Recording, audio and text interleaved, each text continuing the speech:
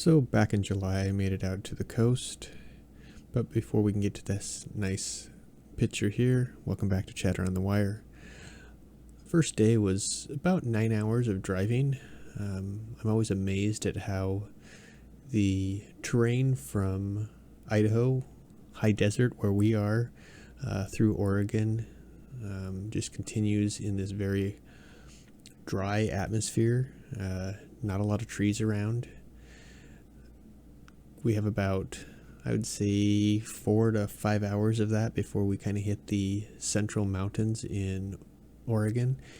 And it is just amazing how the trees go from basically just brush, 10, 15 foot trees to 20, 30, 40 foot evergreens.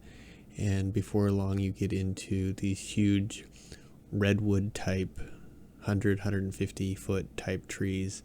The moisture change between Idaho, where we are, through a large chunk of Oregon, and then just that downhill last shot to the Oregon coast is just amazing how the terrain changes over that 9 hours of driving. The hard part of any trip is that last few minutes, in our case, last 15 minutes to half an hour, where you're very close to the coast, but you're not quite there. So at this point, we're within a few minutes of our destination. You can see the blue line across the road here. That's actually the tsunami safe zone. I believe the last time that the Oregon coast in this area saw a tsunami was back in the late 1800s, 1890 time frame.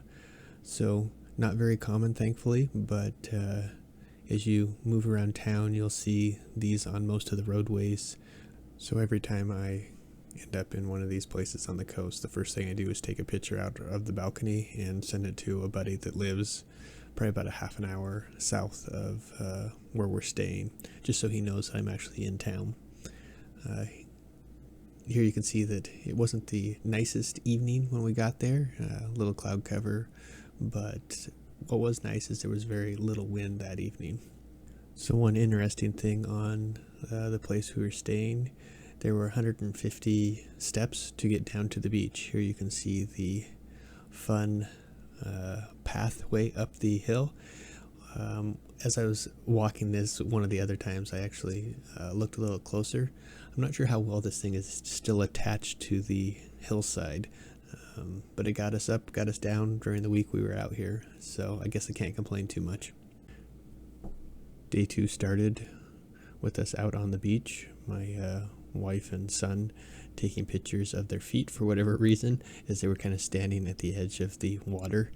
I have no idea what I was looking at in this picture, but the day was quite nice. As you can see, there wasn't a lot of clouds. So my son decided he wanted to see how far in he could get his feet to sink in the sand. Just kept standing there, wiggling his toes little by little as the waves would come in. Got buried up to his shins. Did quite a few photos here afterwards with his sister and his mom, because they were both thrilled that they were actually taller than him at this point in time. Evidently I spent a lot of time contemplating the meaning of life or something, I don't know.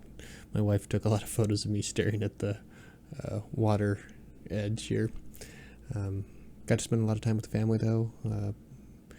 Can't really say you play on the beach a lot on the Oregon coast, though here we'll take a look at my son actually doing what he enjoys, which is some parkour on the beach. We have a few of these throughout this video here. So it took him a few tries on each of these to successfully pull it off. First few here launching just off of sand without a solid base was a little different than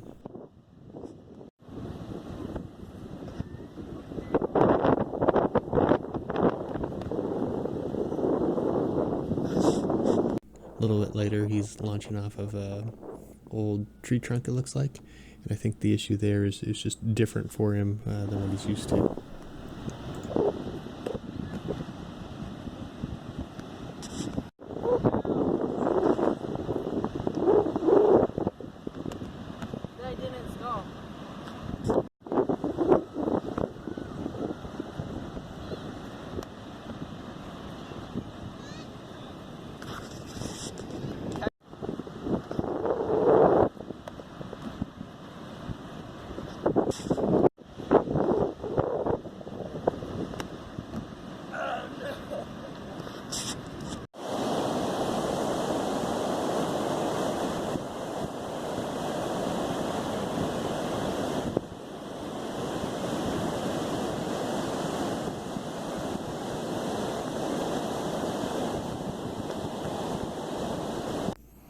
So the goal here was to catch the perfect light.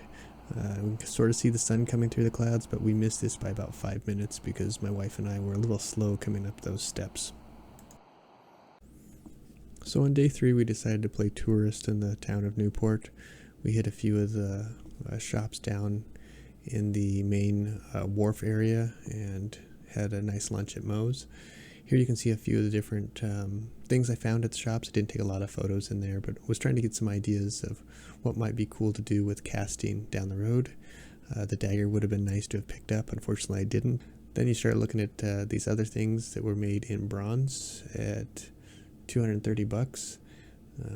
It's amazing what you can find in small artsy towns like this on the coast, and it's amazing what some of these pieces of art will go for.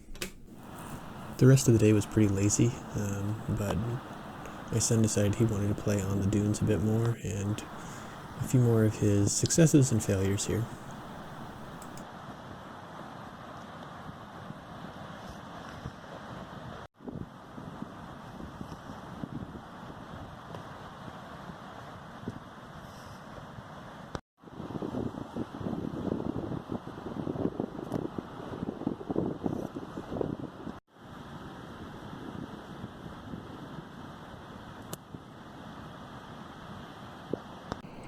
So trying to do 4x, 8x, whatever zoom my phone has on it didn't work out real well here, so sorry for some of the bouncing back and forth here.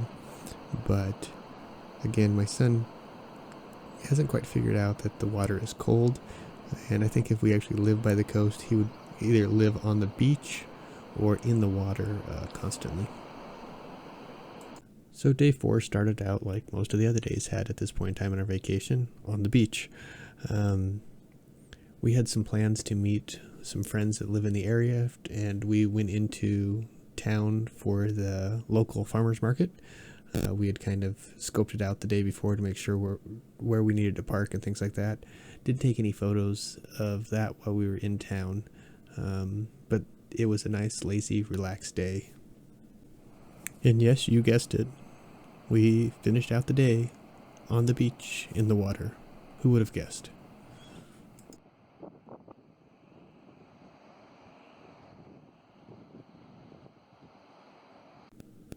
Here's a shot of the inside of the apartment, hotel room.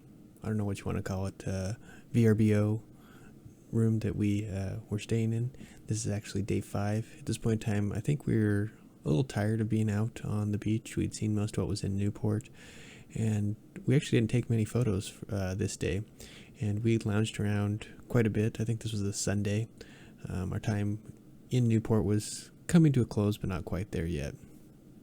Day 6, I ended up having to actually abandon the family for most of the day. I had a conference I had to attend, but we have a few photos here as the evening progressed after I got back in. This was our last day in Newport. We'd be leaving early the following morning to head back to Idaho. Hopefully enjoy some of this scenery, and I hope to make it back out there again next year, but we'll see. This has been kind of a family tradition for the last 3 years maybe. As the kids are getting older, not sure how many more times we will be able to pull this all off as a entire family.